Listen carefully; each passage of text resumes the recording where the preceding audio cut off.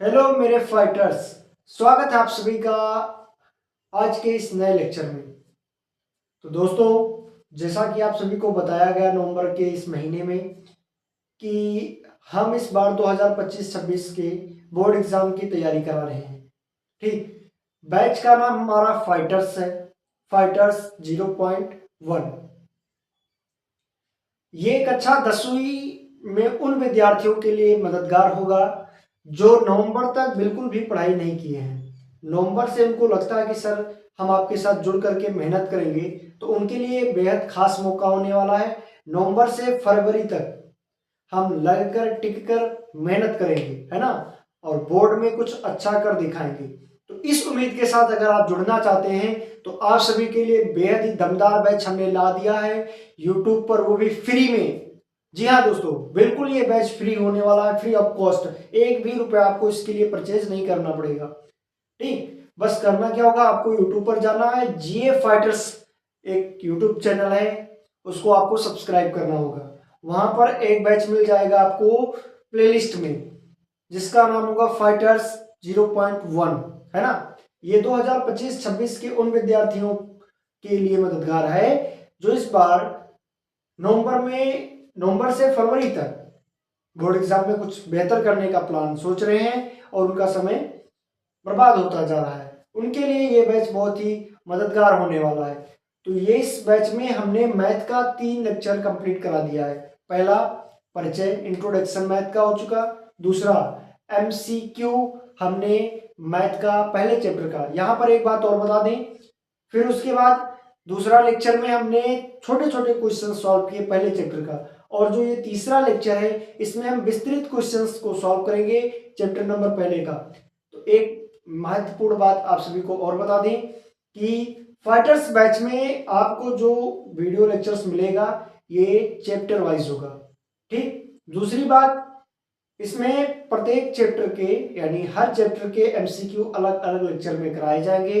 हर chapter के जो छोटे क्वेश्चंस हैं उनको अलग अलग कराया जाएगा, यानी यहाँ पर चीजें चैप्टर वाइज चलने वाली है। पहला बात क्लियर हो गया। दूसरी बात ये कि आपको यहाँ पर केवल बोर्ड एग्जाम की तैयारी के लिए ही बताया जाएगा। बोर्ड एग्जाम 2019 से 19 या 17 से 25 तक जो लगातार क्वेश्चंस आ रहे हैं उनका यहाँ पर संग्रह दिया जाता है। जी हाँ दोस्तों, 2017 से 25 तक लगातार आने वाले क्वेश्चंस और जो नए नए बदलाव होते जा रहे हैं क्वेश्चंस में, उन सब का संग्रह आप सभी को इस लेक्चर में मिलने वाला है। तो ये वीडियो पेपर क्वालिटी वाली वीडियो होती है ना। इसमें नहीं है कि हम यहाँ पर आके प्रवचन सुनाएंगे, आप सुनोगे और चले जाओगे, ऐसा कुछ नहीं होने वाला है। यहाँ पर जो भी चीजें प्रोवाइड कराई जाएगी बेहद दमदार और फुल क्वालिटी के साथ दी जाएगी। ठीक, तो चलिए बिना देरी किए हुए हम शुरुआत करते हैं नए उम्मीद और आशा के साथ। तो चलिए, आपके सामने स्क्रीन पर एक क्वेश्चन है, चलिए इसको सॉल्व करते हैं। जैसे पहला क्वेश्चन दिया गया है कि सिद्ध करो कि √2 एक परमेय संख्या है। आपको एक बात और बता दें, ऐसे क्वेश्चंस करीब 8 से 9 वर्षों से बोर्ड में आता जा रहा है, मतलब अंक चेंज हो जाए मायने नहीं रखता, बट ये क्वेश्चंस आता ही आता है। 4 नंबर में आ जाएगा, 4 में नहीं आया तो कभी कभी इसको 8 में फेंक देते हैं उठा करके, उसमें नहीं आएगा तो 6 में आएगा। मतलब ये 3 कैटेगरी में किसी ना किसी जगह अपना जगह ले लेगा। चलिए इसको सॉल्व करते हैं। पहला चीज हम क्या करेंगे, ऐसे क्वेश्चंस को सॉल्व करते समय पहले मानेंगे क्या, हल लिखेंगे। हल में हम मानेंगे माना √2 एक, हम इसका उल्टा मानेंगे, ये अपरिमेय कहते हैं, हम कहते हैं माना √1 परिमेय संख्या है।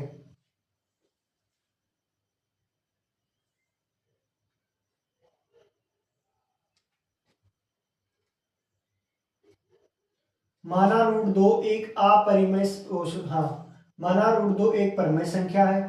अब आपको बता दें कि परिमेय संख्या होने के लिए क्या होता है, P/Q क्या है, एक परिमेय संख्या है, जहां P और Q क्या है, एक धन पूर्णांक है।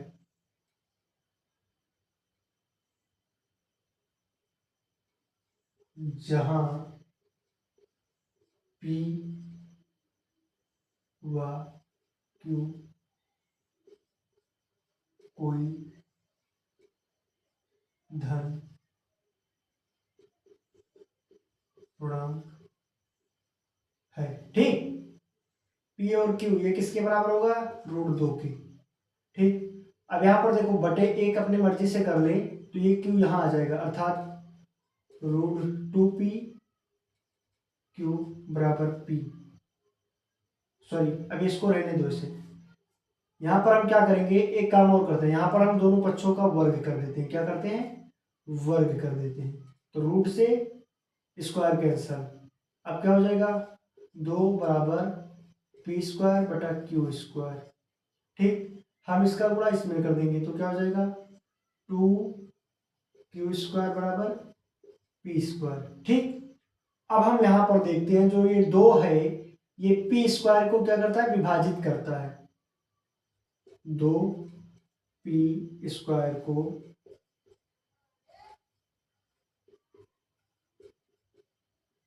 विभाजित करता है, तो 2p को भी विभाजित करेगा। ठीक, ये समीकरण फर्स्ट हो गया।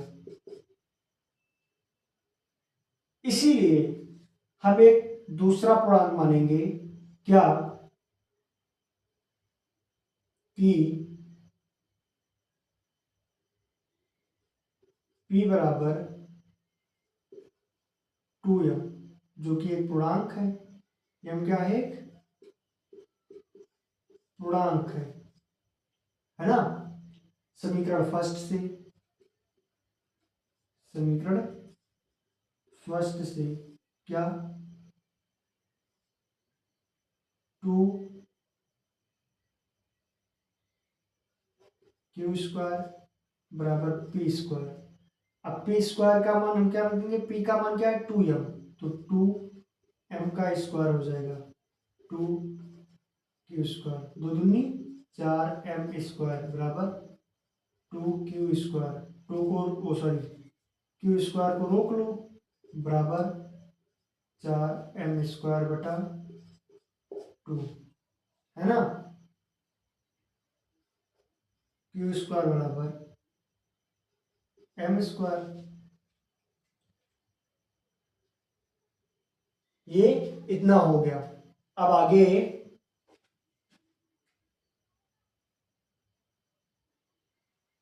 यहां तक ये साफ हो गया। अब ये समीकरण क्या हो जाएगा? सेकंड, ये फर्स्ट और ये सेकंड।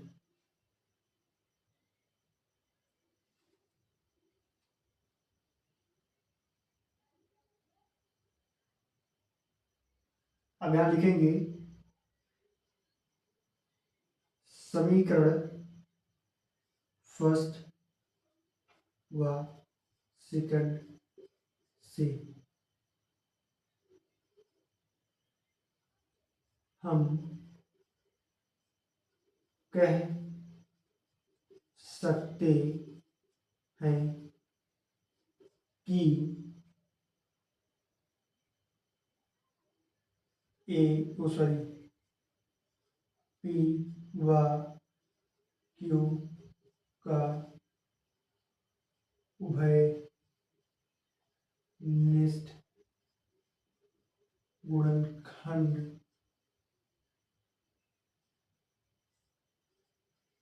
2 है। हम कह सकते हैं कि p व q का उभयनिष्ठ गुणनखंड 2 है, परंतु यह इस तथ्य का विरोध करता है। परंतु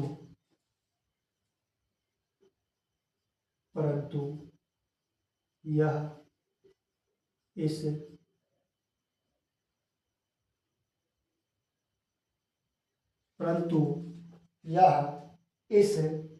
तथ्य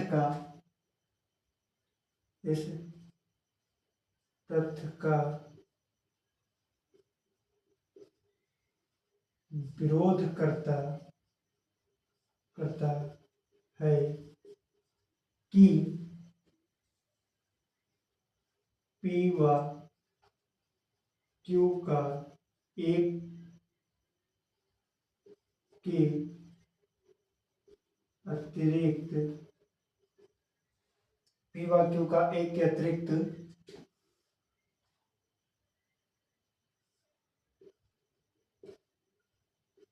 कोई और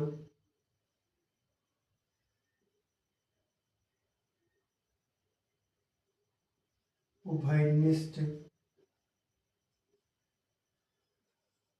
नहीं है। ठीक, पी व क्यू का कोई एक के अतिरिक्त कोई और उभयनिष्ठ नहीं है, अतः हमारी परिकल्पना गलत है।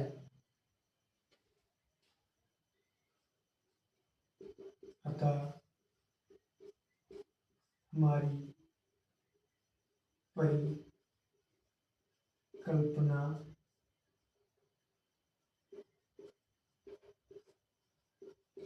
गलत है, अतः हमारी परिकल्पना गलत है। इसलिए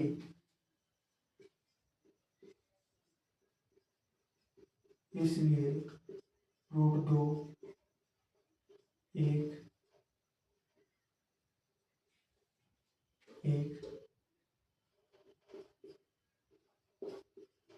परमेय संख्या होगी।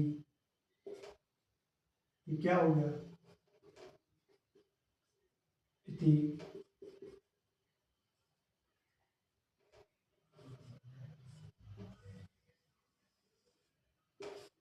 सिद्धम, है ना। माना रूट 2 एक परमेय संख्या है जहां पी व क्यू कोई धन पूर्णांक है। दोनों पक्षों का वर्ग करने पर रूट से square cancel, P square Q square. अब ये इसके साथ हो जाएगा तो 2q स्क्वायर बराबर पी स्क्वायर हो जाएगा। ठीक, अगर 2p स्क्वायर को विभाजित करता है तो 2p को भी विभाजित करेगा, इसलिए हम एक और पूर्णांक मानेंगे 2m को। p बराबर 2m समीकरण फर्स्ट से। अब p के अनुसार हम क्या लिख देंगे 2m। अब 2m का स्क्वायर जब हो जाएगा तब क्या करेंगे, यहां पर हम क्यू स्क्वायर को रोक लेंगे और उसको विभाजित कर देंगे। अब क्यू स्क्वायर बराबर एम स्क्वायर। अब समीकरण फर्स्ट व सेकंड से हम कह सकते हैं कि पी व क्यू एक उभयनिष्ठ गुणनखंड है जिसका मान 2 है, परंतु यह इस तथ्य का विरोध करता है कि पी व क्यू का कोई एक के अतिरिक्त कोई अन्य गुणनखंड नहीं है, अतः हमारी परिकल्पना गलत है। इसलिए रूट 2 एक अपरमेय संख्या होगी। तो यहाँ पर इस तरह आपके सामने पेयर कॉन्सेप्ट के साथ सोल्यूशन कराया जाता है ना। यहाँ पर केवल हवा में बातें नहीं होती है, दमदार पढ़ाई होती है। और ये मैं नहीं, जीएफ फाइटर्स का रिजल्ट बोलेगा जब अप्रैल में रिजल्ट आएगा तो आप देख लीजिएगा।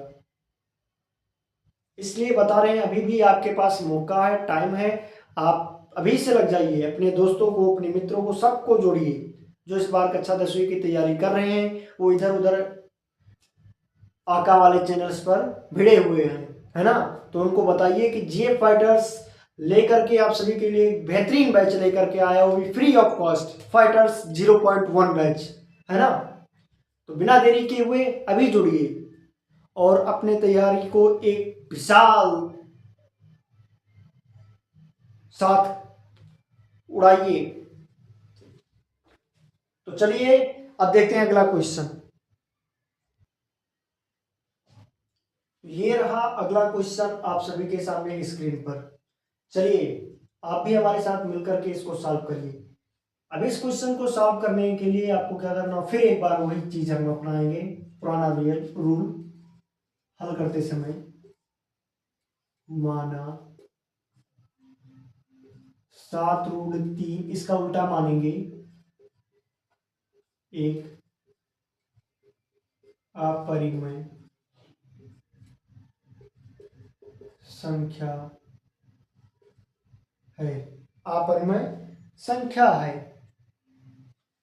तब फिर वही चीज क्या, 7√3 बराबर p/q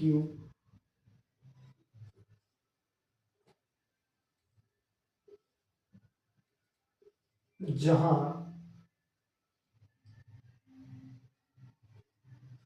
पी वाई क्यू एक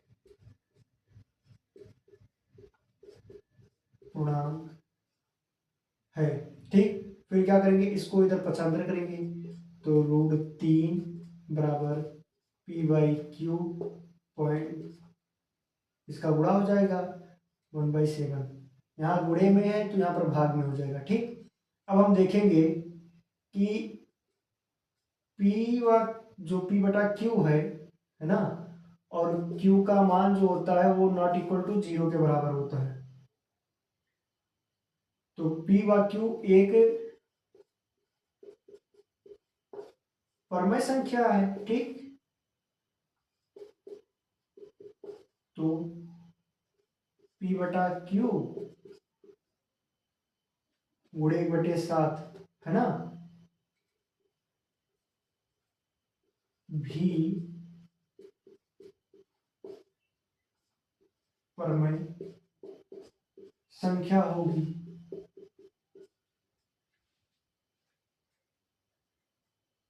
लेकिन लेकिन ये चीज जो √3 है ये एक अपरमेय संख्या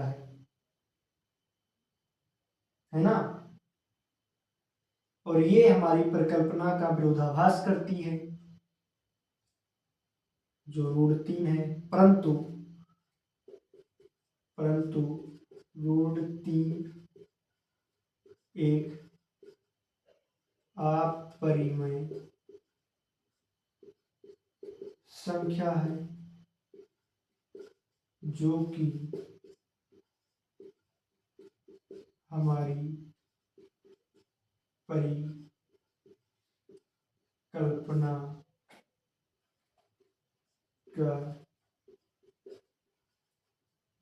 का विरोधाभास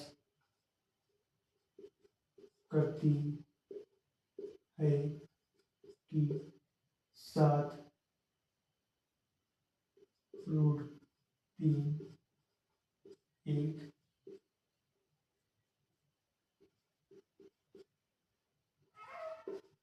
परमेय संख्या है।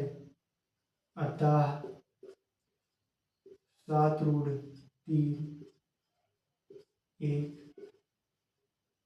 अपरिमेय संख्या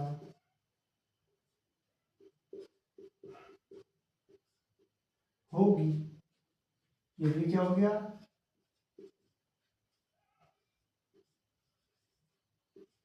सिद्ध हो चुका है। क्या सिद्ध हो चुका है कि सिद्ध कीजिए कि √7 एक अपरिमेय संख्या है। माना 7√3 एक अपरिमेय संख्या है। 7√3 बराबर पी बाई क्यू, जहां पर क्यू का मान 0 के बराबर नहीं होता है, जहां क्यू पी व क्यू एक धन पूर्णांक है।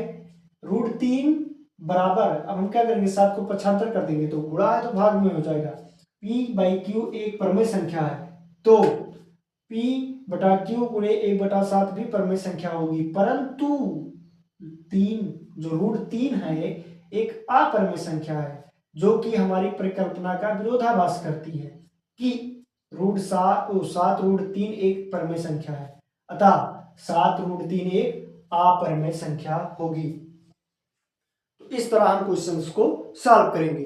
ये भी क्वेश्चन सॉल्व हो चुका है। आप सभी लोग इसका स्क्रीनशॉट ले लीजिए, या इसका अगर आप पीडीएफ पाना चाहते हैं तो हमारे जीएफ फाइटर्स टेलीग्राम को ज्वाइन कर लीजिए, लिंक बायो में दे रखा है, और वहां से आप इसका पीडीएफ डाउनलोड कर लीजिए, जैसी आपकी मर्जी। चलिए अब हम ध्यान देंगे अगले क्वेश्चन की ओर। अगला सवाल आप सभी के सामने है, सिद्ध करो कि √5 एक अपरिमेय संख्या है। √5 एक अपरिमेय संख्या है, तो अभी हमने कुछ देर पहले पहला सवाल जब लगवाया था कि √2 एक अपरिमेय संख्या है, सेम वैसे ये भी है। आप इसके आपके लिए क्या हो गया, होमवर्क हो जाएगा।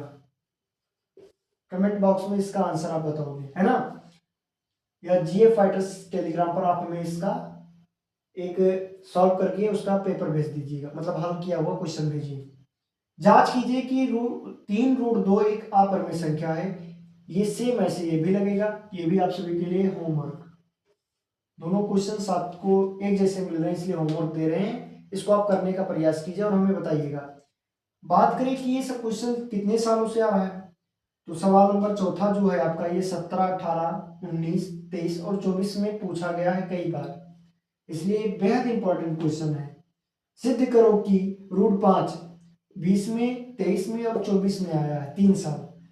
ये 7√3 17 में आया था, 18 में आया, 19, 20, 22, 23 और एनसीईआरटी में भी दे रखा है ना। तो ये इस प्रकार के हम क्वेश्चंस आप सभी के लिए लेकर के आए हैं। यहाँ पर केवल पेवर क्वालिटी वाली चीजें दी जाती है, कोई बकवास कोई बात नहीं होता, इसीलिए बता रहे हैं। अभी भी मौका है, आप जीए फाइटर्स से जुड़िए और अपने तैयारी को एक मिसाल दीजिए। चलिए अगला क्वेश्चन की तरफ हम लोग मुड़ते हैं, तब तक के लिए रुकिए। ये रहा सवाल आपके स्क्रीन पर। चलिए बताइए कि 2 + √3 एक अपरिमेय संख्या है। ये आया 18 में आया था, 19 में आया था, 22 में आया था और 25 में आया था, ठीक। ये 2 बार तो 8 वालों में भी दिया गया था सिद्ध करने के लिए। चलिए देखते हैं फिर इसी को उसी फॉर्मेट से। क्या माना 2 + √3 एक परमेय संख्या है। फिर वही चीज 2 + √3 बराबर p/q,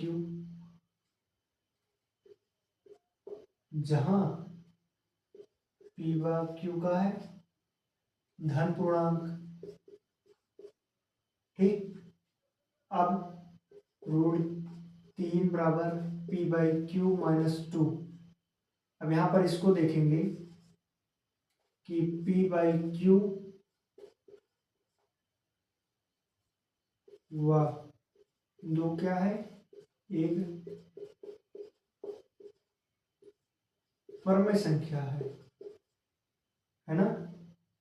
लेकिन ये जो √3 है, परंतु √3 एक अपरिमेय संख्या है, अतः यह हमारी परिकल्पना का विरोध करती है कि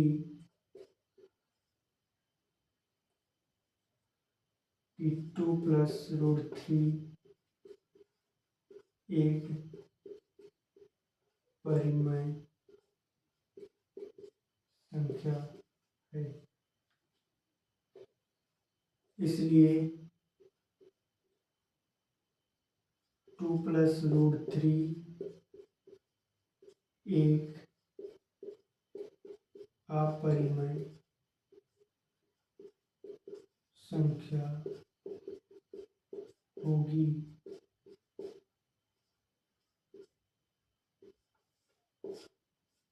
सिद्ध है ना। माना 2 + √3 एक परमेय संख्या है, 2 + √3 बराबर p/q, जहां पर p/q एक धन पूर्णांक है। अब √3 बराबर p/q - 2, p/q व 2 एक परमेय संख्या है, परंतु √3 एक अपरमेय संख्या है, अतः हमारी परिकल्पना का विरोधाभास करती है। अतः यह हमारी परिकल्पना का विरोध करती है का कि 2 + √3 एक परमेय संख्या है, इसलिए 2 + √3 एक अपरमेय संख्या होगी। इस प्रकार हम क्वेश्चंस को सॉल्व करते हैं। तो आप सभी को हमने अब एक बात आप सभी को बता दें कि हमने जो फाइटर्स बैच में आपको बताया था कि यहाँ पर चीजें चैप्टर वाइज चलाई जाएगी और लगातार 2017 से 2025 तक आने वाले क्वेश्चंस उसमें हम अपलोड कराएंगे, है ना। बेहतरीन क्वेश्चन जो हर बार बोर्ड में कहीं ना किसी रूप से आते ही रहते हैं। तो हमने पहले चैप्टर वास्तविक संख्या का पहले लेक्चर में बहुविकल्पीय के माध्यम से समझा दिया। दूसरे लेक्चर में वास्तविक संख्या का जो दूसरा लेक्चर आया उसमें हम छोटे छोटे क्वेश्चंस बताए जो 2 नंबर के 4 नंबर के थे। फिर हमने एक लेक्चर और बनाया जो कि लेक्चर तीसरा हुआ, और तीसरे लेक्चर में हमने पहले चैप्टर के टॉप 5 क्वेश्चंस लाए जो बोर्ड में किसी न किसी साल किसी न किसी रूप में आते रहते हैं और बढ़िया नंबर में आते हैं। तो हमने पहले चैप्टर मैथ का पहला चैप्टर वास्तविक संख्या का पूर्णतया रिवीजन प्लस बेहतरीन 8 से 9 वर्षों में आए हुए क्वेश्चंस अच्छे से सॉल्यूशन आपके सामने पेश किए और आपको बताया, साथ ही साथ समझाया भी। अब हम अगले चैप्टर में जाएंगे जो हमारा चैप्टर होगा बहुपद, है ना। तो उससे पहले आपने हमारे चैनल को सब्सक्राइब नहीं किया है तो पहले चैनल को सब्सक्राइब करिए और एक प्यारा सा बेल आइकन दबा दीजिए, है ना, ताकि अगला लेक्चर आप सभी के होम स्क्रीन पर प्रोवाइड करा दी जाए। चलिए दोस्तों, मिलते हैं अगले चैप्टर में, तब तक के लिए जय हिंद दोस्तों, और पिछला लेक्चर देख कर तब आइएगा।